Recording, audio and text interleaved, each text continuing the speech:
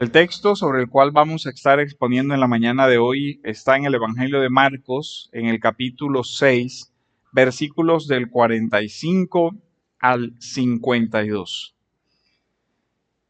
Y la exposición se ha titulado La soberanía sobre la creación, el rey camina sobre el mar. Y es el evento en el cual nuestro Señor, ¿cierto?, camina sobre las aguas mientras los discípulos también abordan un viento fuerte que no les permite avanzar. A modo de introducción diremos que, aunque nunca ha estado en una tempestad en medio de un mar, uno puede suponer que en medio de una barca, en una tempestad, sea en un océano o sea en un lugar como el lago en el que ellos se encontraban, debe ser una experiencia de terror ver cómo una pequeña embarcación es movida por un mar embravecido, que hace un gran contraste entre la poderosa manifestación, digamos, de las fuerzas de la naturaleza frente a la fragilidad del ser humano que no puede contrarrestar todo lo que está viviendo. Ese tipo de experiencias, digamos, que ayudan a que el hombre se ponga en perspectiva, que vea la grandeza de la creación de Dios y lo pequeño que es el hombre aún frente a las fuerzas naturales que responden a las leyes que Dios ha determinado para su propia creación. Sin embargo, lo que nosotros vemos en esas situaciones es que se da una reacción natural y en algunas ocasiones razonable ante experiencias como una tormenta. Uno normalmente siente temor y hay temores justificados y hay temores que no lo son tanto. Y aquí vemos el tema de la razón del hombre, el misterio que implica el corazón humano en sus diferentes dimensiones, tanto en su razonabilidad como en sus emociones. Nosotros vemos que la mente humana es capaz de realizar ciertos juicios prácticos sobre la realidad y a veces percibir un peligro real y responder pensando qué hacer, pero también nuestras emociones se mueven ante ese peligro, ¿cierto? Y digamos que eso es razonable. Pero hay otros temores que son irracionales, como en el tema de las fobias. ¿Por qué le tiene miedo a esa cucaracha si usted es más grande? Además tiene armas a su alcance como un zapato y se soluciona el problema. Pero no es siempre razonable la forma como respondemos ante ciertas situaciones. Y eso es la complejidad del ser humano, ¿cierto? Temores razonables, pero también el alma afectada por el pecado responde ya sea con pensamientos irracionales o con emociones irracionales. Y sobre todo, una de las cosas que el ser humano más teme es a lo sobrenatural que no logra entender, ¿cierto? Los fantasmas son un temor casi universal. Y curiosamente aquí vemos a los discípulos con ese razonamiento. Cuando ven al Señor caminando sobre las aguas, el pensamiento más racional, sano, es un fantasma. Uno dice, oye, pero los fantasmas, bueno, ¿cómo reacciona el temor? Sin duda que el estado de alteración en el que ya estaban era algo, como decíamos, terrorífico. Pero la respuesta es bastante curiosa. El primer razonamiento es, viene un fantasma caminando sobre las aguas. Y ahí nosotros vemos cómo todo nuestro contexto, incluso sobre todo el contexto latinoamericano, con ese temor ha construido una gran cantidad de mitologías alrededor de eso. ¿Quién no ha escuchado el tema del jinete sin cabeza? La Llorona, ¿cierto? Te atrapa la Llorona y sobre todo, digamos, en el folclore de los pueblos hay una gran cantidad de mitos sobre este tema. ¿Qué expresan esos mitos básicamente? Son una expresión de ese temor colectivo a lo sobrenatural.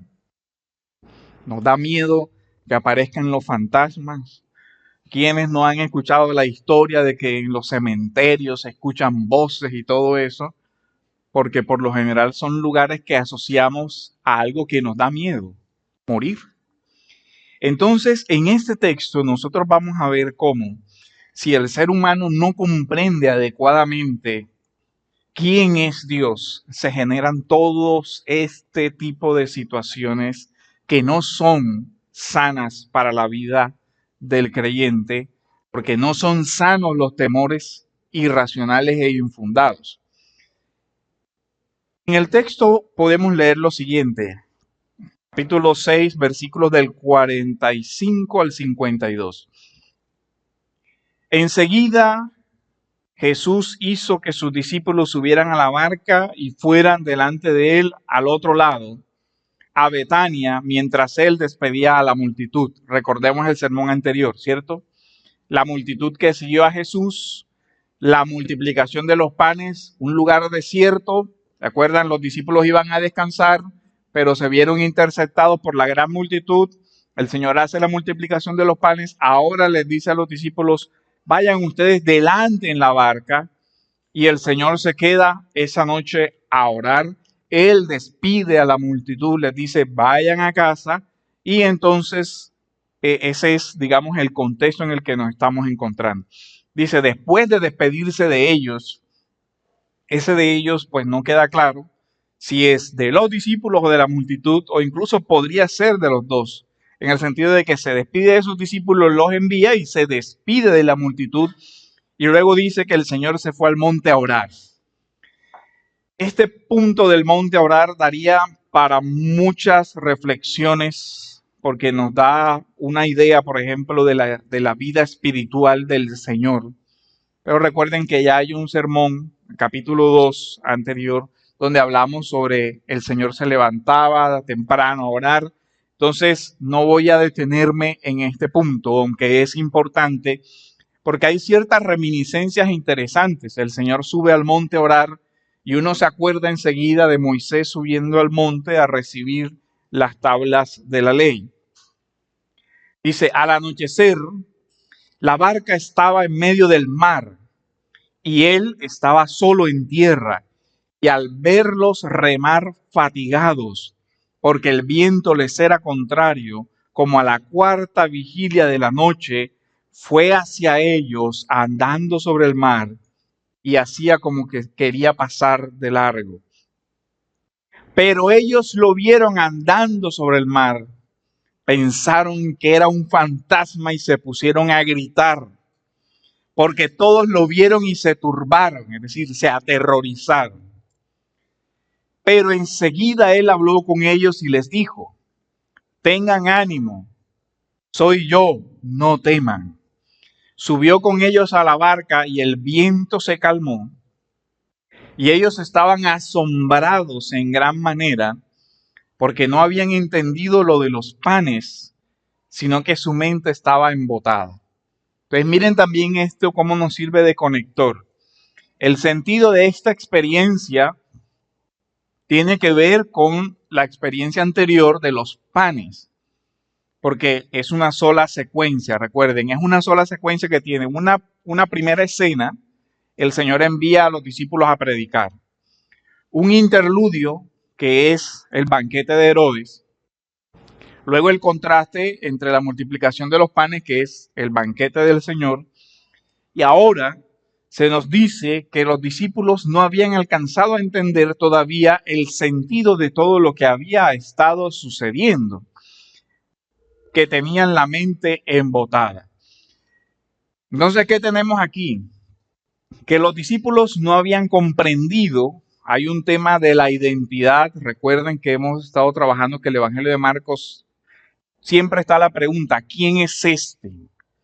Y si usted se acuerda, ya vimos antes un ejercicio de soberanía de Dios sobre este mismo mar. Cuando se da que el Señor iba con ellos, ¿se acuerdan? Y comienza también el mar embravecido y ellos asustados también dicen, Señor, ¿no te importa que perecemos? Porque estás ahí dormido, y lo levantan. Y el Señor se levanta y dice al mar, calla, enmudece. Y todo se calmó y los discípulos se preguntan, ¿quién es este que hasta el viento y el mar le obedecen? Bueno, esa pregunta va rondando y miren que debemos unir que este es el segundo escenario donde se da este tipo de situaciones sobrenaturales. Cuando ellos lo vieron, lo que se ve es que ellos no entendieron de quién se trataba. Cuando lo vieron andando sobre el mar, pensaron que era un fantasma y se pusieron a gritar. Ahora, esto es significativo, porque lo que nosotros vemos es que todavía hay una presencia en los discípulos de creencias supersticiosas, de creencias sobre lo sobrenatural que no son conforme a la revelación de la Escritura. Y miren lo que implica esto. ¿Quién era el otro personaje cercano que había tenido ideas supersticiosas sobre la identidad de Jesús en este mismo capítulo? Nada más y nada menos que Herodes. Así que de alguna manera, Herodes no comprende quién es Jesús y resulta que ahora los discípulos tampoco. Miren el texto que está en el 14 al 16, donde dice, el rey Herodes se enteró de todo esto, es decir, de todos los milagros que hacía Jesús. Pues en el nombre de Jesús se había hecho célebre y la gente decía, Juan el Bautista ha resucitado de entre los muertos. Por eso es que estos poderes milagrosos actúan en él. Pero otros decían, es Elías. Y decían otros, es un profeta, como los profetas antiguos. Al oír esto, Herodes decía, Juan, a quien yo decapité, ha resucitado. Pero realmente uno se da cuenta de la gran confusión, porque más parece como que el espíritu de Juan ahora apareció en otro cuerpo diferente que era el cuerpo de Jesús, las ideas que estaban teniendo ahí. O sea, hay una mezcla de ideas bíblicas como el tema de la resurrección, pero hay otra mezcla de otras ideas como que un personaje que se encarna en el cuerpo del otro, porque evidentemente todos veían y Jesús no se parecía o no era igual a Juan, porque ellos conocían a Juan. Entonces la idea es, este Jesús que tiene un cuerpo diferente es el mismo Juan. Todo eso tiene que ver con una inadecuada comprensión.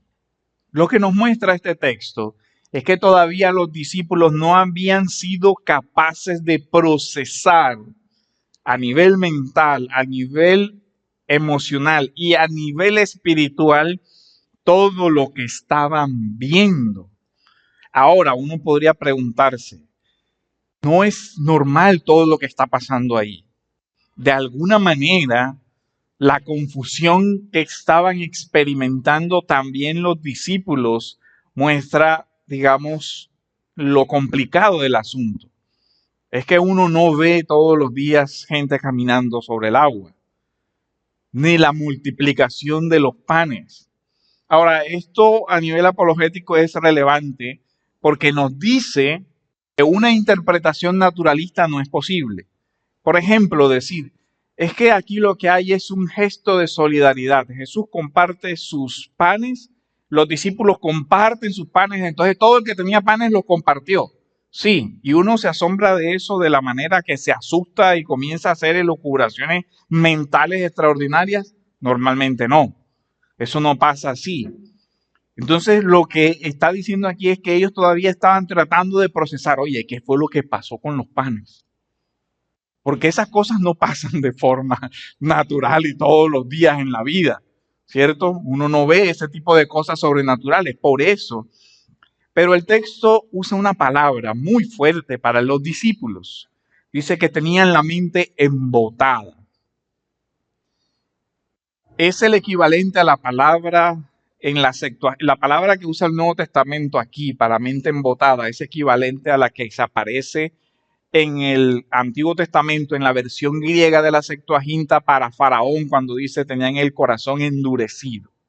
Para que tengamos idea de lo que está diciendo. O sea, hay un gesto todavía de una incredulidad en los propios discípulos donde ellos no lograban entender quién es Él. Ahora, lo que nosotros vemos es que hay dos tormentas aquí.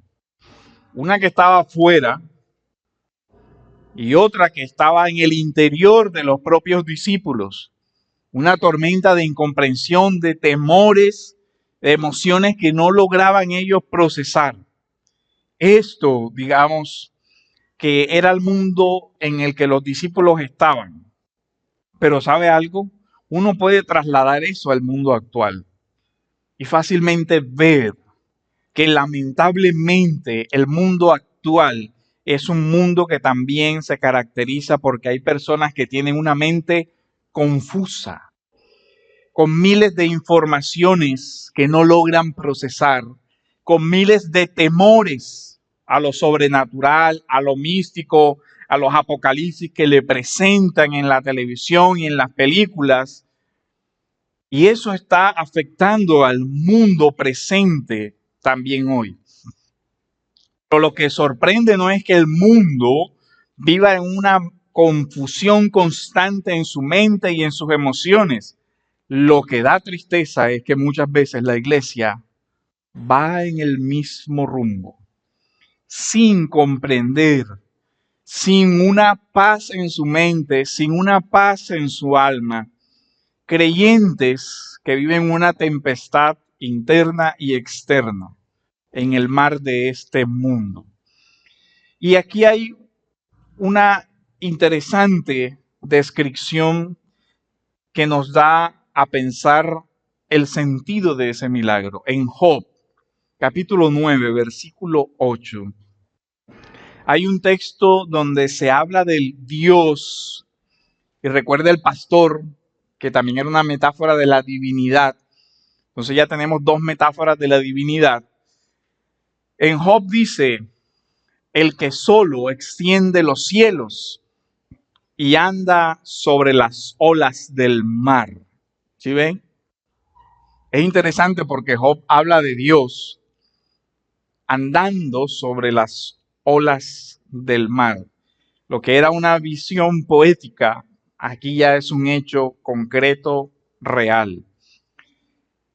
El Salmo 77, en el versículo 19, dice, en el mar estaba tu camino y tus sendas en las aguas inmensas, y no se conocieron tus huellas.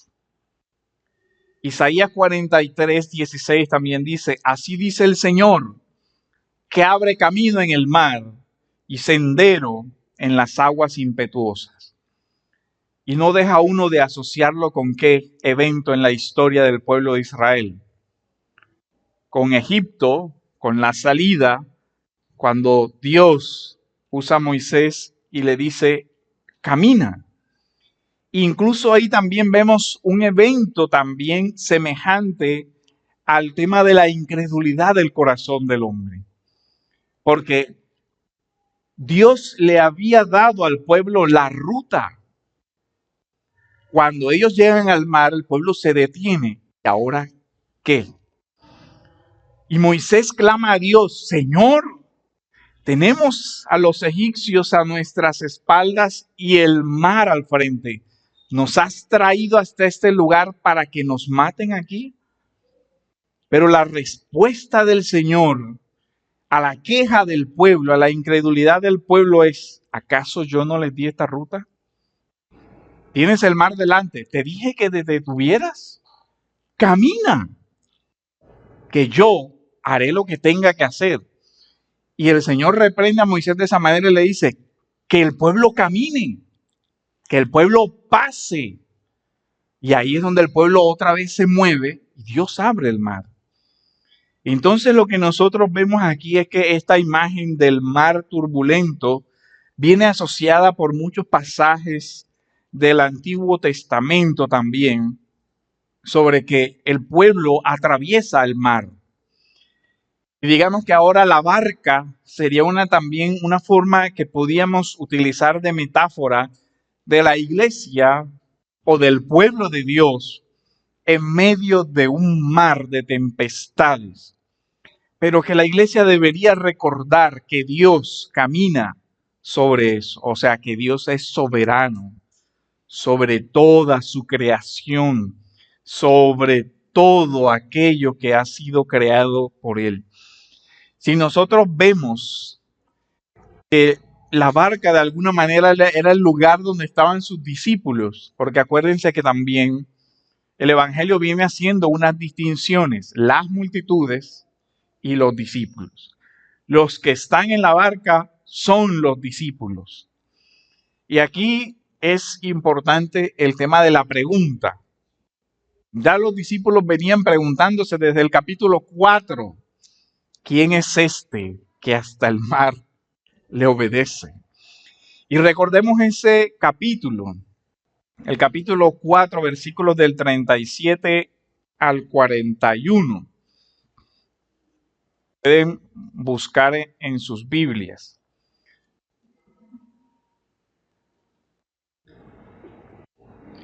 Dice, pero se levantó una violenta tempestad y las olas se lanzaban sobre la barca de tal manera que se llenaba de agua. Jesús estaba en la popa durmiendo sobre una almohadilla. Entonces lo despertaron y le dijeron, Maestro, ¿no te importa que perezcamos? Los discípulos. Jesús se levantó y note algo. No responde directamente a la queja de los discípulos. ¿Cómo así que no me importa? No les dice nada de eso. O más bien la respuesta es no con palabras, sino con acciones.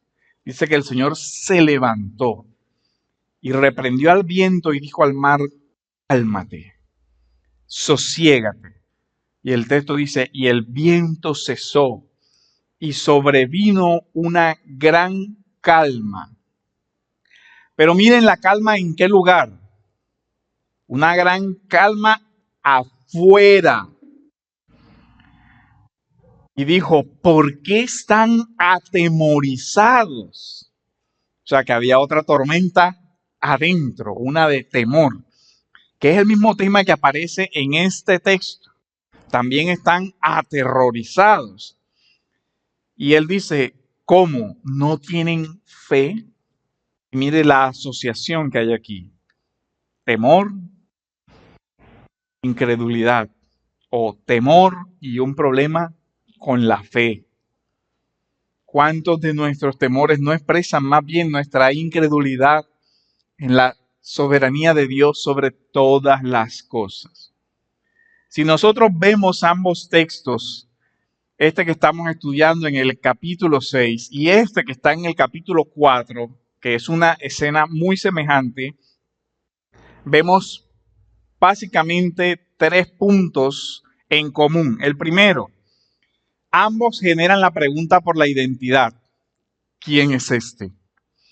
Segundo, el temor de los discípulos es la constante también. Atemorizados aquí, atemorizados allá. Ahora, miren, recordemos esto. Estos eran hombres de mar también, que estaban, muchos de ellos recuerdan, pescadores. O sea que realmente, digamos, un inexperto en eso se asusta con cualquier vientecito, pero estamos hablando de personas que de alguna manera tenían experticia en el tema. Es decir, que si se asustaron ellos, pues uno debería asustarse más, porque uno dice, si ellos saben de esto y se asustan es porque el tema está complicado. Pero aún así, el tema es cómo ellos manejan todo ese tema del temor. Y segundo, en la barca siempre están los discípulos en medio de la tempestad. El temor básicamente es el temor a morir. Y el temor a morir es lo que genera todo este tema. Pero en eso hace falta también que se vea la esperanza que ellos tenían, que está ausente. Pero lo que uno ve en este texto es que el Señor cuida de su iglesia. Porque si vemos ambos relatos, en el primer relato dice que el Señor viendo, en el relato de Marcos, dice que Él ve la situación en la que están los discípulos. Dice, pero enseguida Él les habló y les dijo, tengan ánimos, soy yo, no teman. Subió a la barca y el viento se calmó. Es decir, Él estaba en la tierra, ¿recuerdan? Él ve la situación, Él camina hacia ellos y Él es el que sube a la barca. Es decir, las acciones todas son de parte del Señor. Él es el que va ejecutando las acciones a favor de sus discípulos. O sea, Él cuida de ellos. Siempre es Él el que está, digamos, moviéndose a favor de ellos. Incluso en todo, este es un tema que uno ve en todo el discipulado del Nuevo Testamento. Es el Señor guiando, es el Señor caminando delante de sus discípulos, es el Señor animándoles, es el Señor proveyéndoles, es el Señor en todas las situaciones. También se ve algo que le vamos a prestar atención, es la declaración de identidad. Yo soy. Y uno enseguida asocia, ¿cierto? ¿Con qué? Con la zarza, la gran expresión del primer testamento, del Antiguo Testamento sobre Dios. Yo soy. Para que lo tengamos ahí en cuenta. Nos dice entonces este texto que Jesús realmente cuida de sus discípulos. Nos muestra el cuidado. Y ya vimos el cuidado en el sermón anterior con la imagen de ¿qué? Del pastor que protege, guía, espanta, ¿cierto? Las fieras. Pero lo que vemos aquí es que ante las adversidades, el Señor anima a su pueblo, acompaña a sus discípulos en la barca y hay una primera parte que son palabras de fortaleza. Tengan ánimo, no teman. En este aspecto vemos cómo la palabra del Señor disipa varias cosas. La incomprensión sobre la identidad. No soy un fantasma, soy yo, su maestro, el que está aquí. Despeja toda duda, incluso despeja todo miedo hacia las creencias irracionales sobre el mundo sobrenatural. Miren que el Señor, y esta es una forma en la que el Evangelio va sacando de paso de la mentalidad popular las ideas distorsionadas sobre lo sobrenatural para que se centren en una experiencia de lo divino, pero de lo divino que corresponda con una clara y verdadera idea de Dios. Son palabras sencillas, pero realmente en estados de temor, de alteración, cuando una persona está enfrentando un shock, son palabras que pueden llegar a tener un gran efecto sanador para calma y para paz mental. En ánimo, no temas, yo estoy contigo. Ahora, si eso puede suceder en el plano humano, es decir, si en el plano humano, ante un gran temor, una adversidad, nuestros familiares y seres queridos se acercan y dicen, no temas, no estás solo, te acompañamos. Pero si eso lo está diciendo el Dios que gobierna los cielos y la tierra, el Dios que gobierna el mar, realmente si ellos en ese momento recordaran el evento anterior donde ese mismo Señor había ordenado al mar que se callara, que se calmara, vemos la fuerza de esas palabras. ¿Por qué temen? Incluso uno podría decir, ¿por qué temen otra vez por lo mismo que ya yo he mostrado que domino? ¿Por qué un temor reiterado ante este mal que ya ustedes han visto cómo yo gobierno? Si hablé estando en la barca y se cayó, ¿no podía hablar estando en la orilla para que se callara también?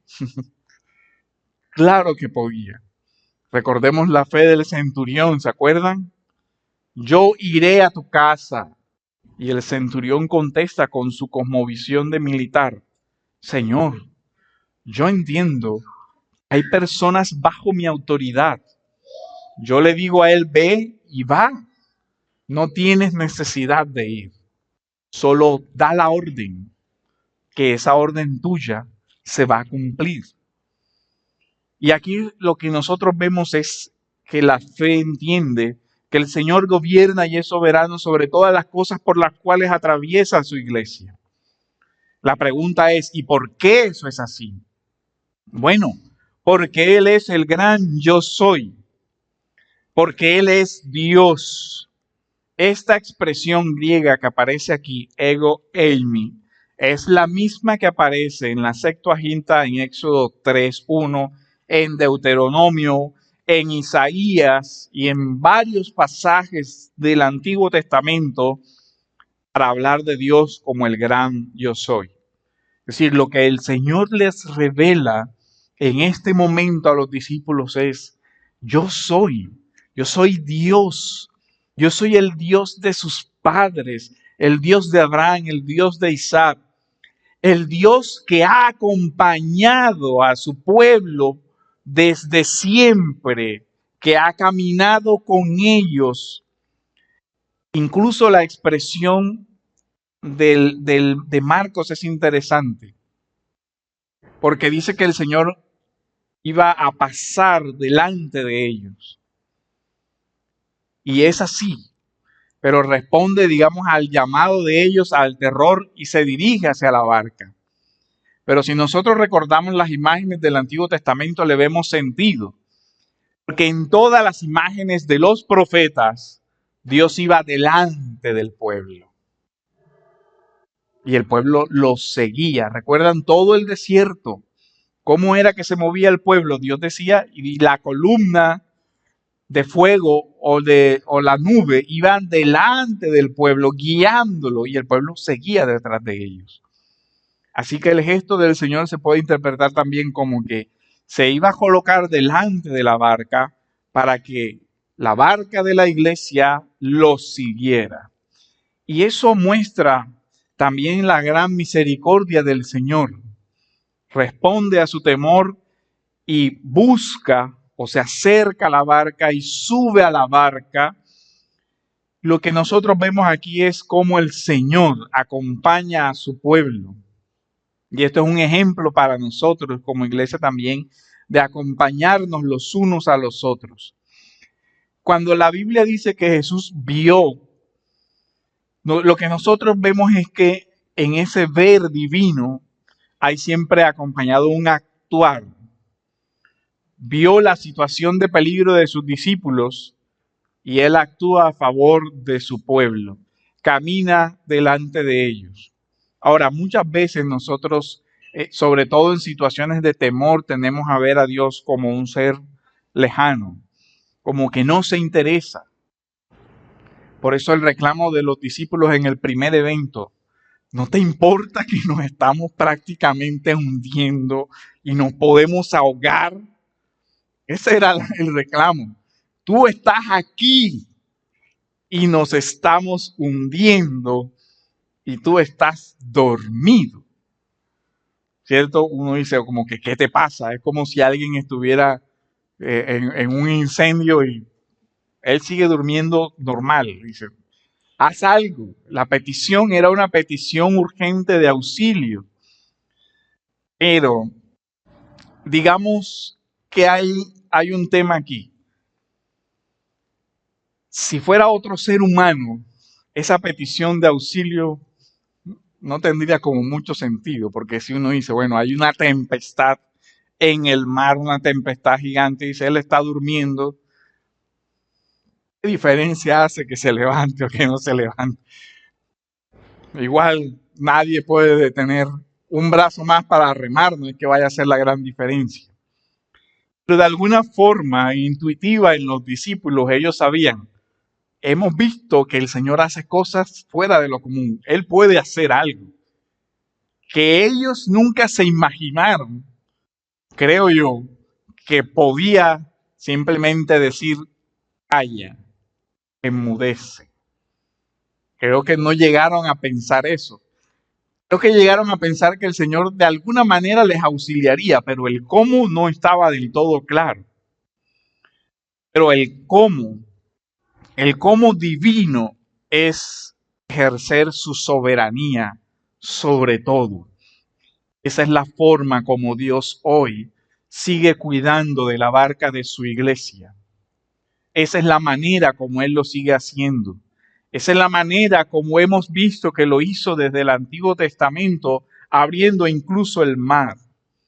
Y es la manera como lo sigue haciendo hoy.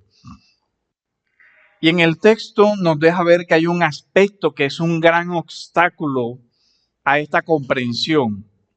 Y es que necesitamos una mente nueva, una mente que tenga anclada la vida en la verdad. La fe es el ancla del alma.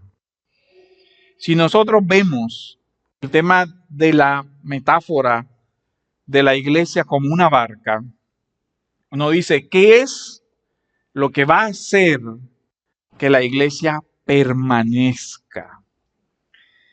Porque no habían entendido lo de los panes, sino que su mente estaba embotada. Ahora, para entender lo de los panes, debemos irnos al Antiguo Testamento y a la imagen que había.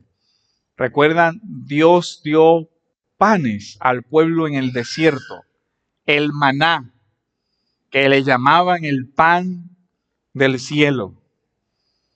Y en un desierto, en un lugar deshabitado, entonces Dios dio panes. ¿Por qué el pueblo no asoció, como sí lo hace de pronto el Evangelio de Juan claramente, el pan que descendió del cielo es el pan, es el Hijo de Dios? Bueno, si nosotros entendemos que hay aquí una provisión de pan de forma sobrenatural como ya se dio, eso nos permitiría entender también el milagro del mar, porque estaría asociado también a cuando Dios abrió el mar para el pueblo.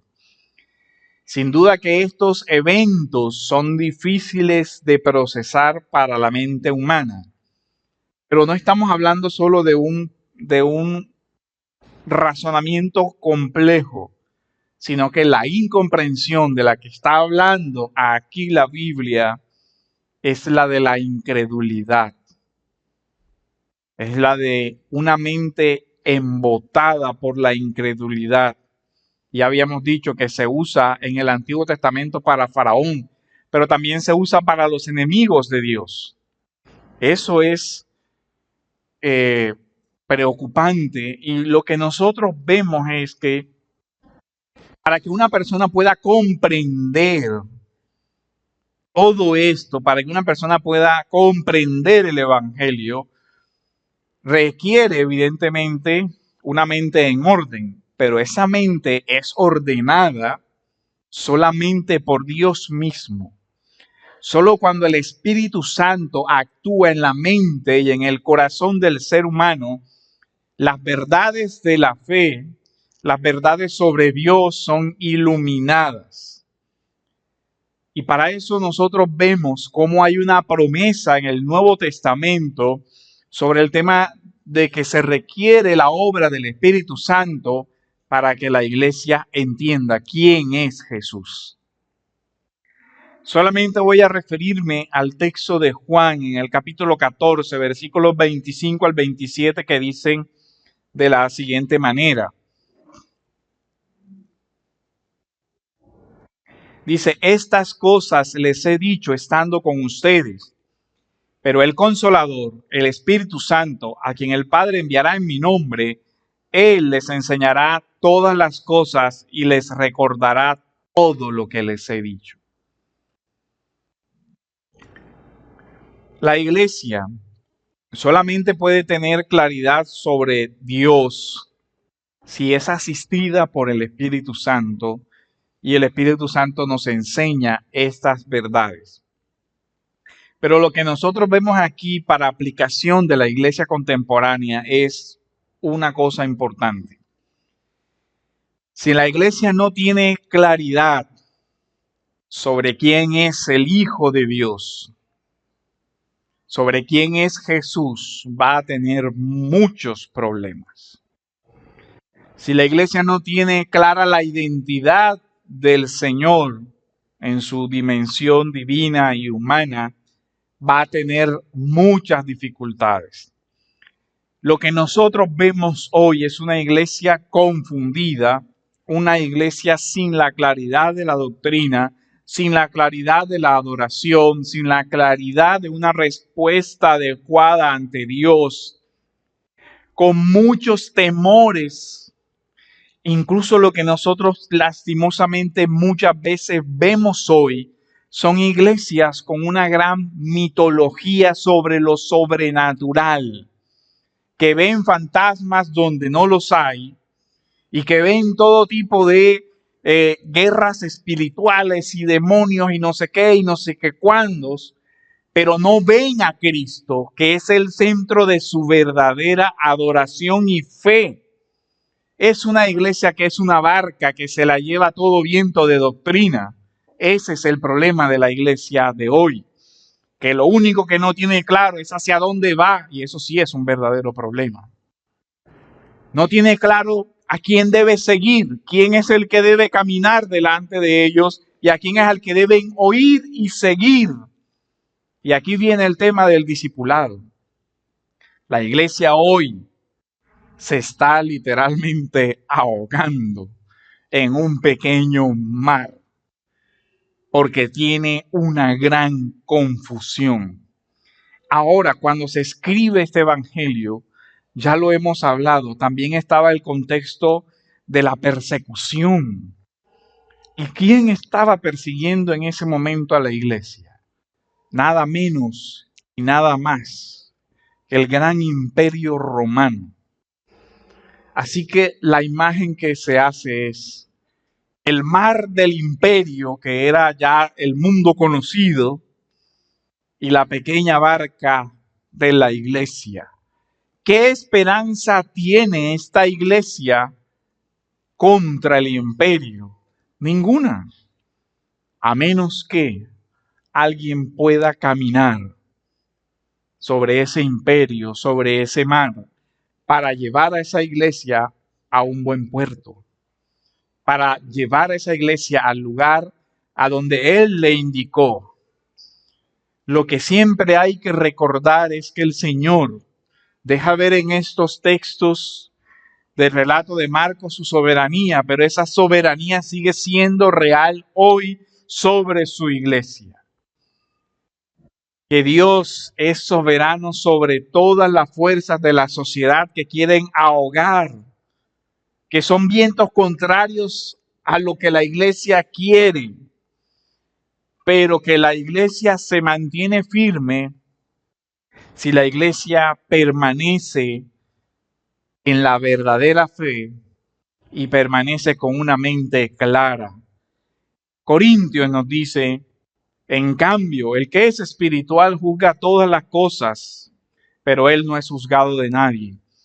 Pero ¿quién ha conocido la mente del Señor para que lo instruya? Pero nosotros tenemos la mente de Cristo. Y si nosotros tenemos la mente de Cristo, tenemos el Evangelio de Cristo, entonces la iglesia puede tener un norte claro. Aún en medio de la tempestad, sabe hacia dónde debe remar y entiende que no está remando sola, sino que es el Señor el que guía, como en el desierto, el que va delante del pueblo pero también el que empuja al pueblo hacia la promesa que Él les ha dado. Y esa mente es una renovación que Dios siempre hace. En Efesios nos habla también en estos términos sobre la verdad. Si en verdad lo oyeron y han sido enseñados en Él, conforme a la verdad que hay en Jesús, que en cuanto a la anterior manera de vivir, ustedes se despojen del viejo hombre que se corrompe según los deseos engañosos y que sean renovados en el espíritu de su mente y se vistan del nuevo hombre en el cual, en la semejanza de Dios, ha sido creado en la justicia y la santidad. La verdad del Evangelio, la verdad de quién es Jesús. Porque esa es la pregunta que aparece en todo Marcos. ¿Quién es? Si la iglesia tiene una respuesta correcta sobre quién es Jesús, entonces está anclada en la verdad. Pero si la iglesia no tiene una respuesta correcta sobre quién es Jesús, esa barca está siendo llevada por todo viento de doctrina y va al desastre. Eso es lo que Efesios nos dice. Entonces ya no seremos niños sacudidos por las olas, ¿cierto? Llevados de aquí para allá por todo viento de doctrina, por la astucia de los hombres y por las artimañas del error. La iglesia tiene una sola ancla contra eso y es la verdad. Los errores de la mente y de la doctrina arrastran a esta sociedad, pero no pueden arrastrar la barca de la iglesia. Los temores tienen una gran influencia en la conciencia de las personas. Los temores irracionales deben ser desarraigados. ¿Sabe qué da tristeza? Que alguien le tenga temor a un fantasma y no temor a aquel que puede echar su alma en el infierno. Si ve temores inadecuados, que tienen temor a los hombres, pero que no tienen temor a Dios. Temores irracionales. Temen lo que no tiene poder sobre sus almas por cosas terrenales y temporales. Eso es una iglesia perdida que no sabe quién es su Señor. Es una iglesia que tiene temor al mundo, pero se arrodilla ante las cosas terrenales y no ante Dios. Es una iglesia que no se mantiene de pie ante la arrogancia de este mundo porque no se arrodilla delante de aquel que es rey sobre todas las cosas. Eso es lo que sucede. Cuando nosotros vemos cómo Hebreos nos habla del ancla, del alma, miren lo que dice Hebreos 6 del 18 al 20. A fin de que por dos cosas inmutables, en los cuales es imposible que Dios mienta, los que hemos buscado refugio, seamos grandemente animados. Recuerde, ánimo, tengan ánimo, yo soy. Dice, y el que está diciendo tengan ánimo, yo estoy con ustedes todos los días hasta el fin del mundo, dice Hebreos, es imposible que mienta. Es imposible que mienta porque Él es inmutable. Dice, para asirnos de la esperanza puesta delante de nosotros. Y usa el término, tenemos como ancla del alma, y escúchelo, como ancla del alma, una esperanza segura y firme, y que penetra hasta detrás del velo, a donde Jesús entró por nosotros como precursor, como quien va delante, hecho según el orden de Melquisedec, sumo sacerdote para siempre. ¿Qué podemos concluir entonces? La iglesia debe despojarse de todos aquellos temores que no son conforme a la verdad del Evangelio y temer lo que sí debe temer. Tener un temor reverente ante aquel que gobierna sobre todo. Pero eso se traduce para la iglesia en una fuente ancla, en fortaleza y ánimo en medio de la vida. En medio de todas las tormentas, tú puedes ir a Cristo a llevar tus temores y puedes estar seguro que el Señor te acompaña. Pero necesitamos diariamente renovar nuestra mente para que nuestra vida esté anclada en una esperanza cierta, confiar en la providencia de Dios, confiar en su cuidado, renovarnos cada día. La iglesia debe recordar las promesas del Evangelio, la promesa del Señor que le dijo a su iglesia: las puertas del infierno no prevalecerán, porque el Señor es soberano sobre todas las cosas. Ahora, ¿qué pasa si has venido aquí o nos ves y no eres creyente? La diferencia no está en que uno atravesará tormentas y el otro no. Ese no es el Evangelio. De hecho, las parábolas nos dejan ver que dice, y vendrán ríos y vendrán tormentas, dice, y la diferencia no está en lo que afronta hacia afuera, porque ambos pasan por los mismos eventos. La diferencia está en cuál es el fundamento de tu vida. Si tu casa está construida sobre la arena, se va a caer inevitablemente y se caerá por su propio peso, por el propio peso de tu pecado, de tu vida desordenada. Habrá tormentas y si no tienes a Cristo, no tienes esperanza. Pero la esperanza a la que te invitamos hoy es entonces al arrepentimiento, a que busques en medio de la tormenta que es tu vida, así parezca hoy apacible. La espada de la justicia está sobre tu cuello y eso es tan terrible y no te atormenta.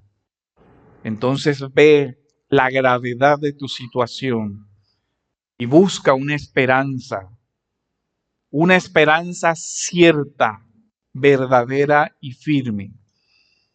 Y la esperanza que hoy te llama es aquel que dice: yo soy. A Él debes clamar por esa esperanza y vida eterna que es en Cristo Jesús, Señor nuestro. Amén.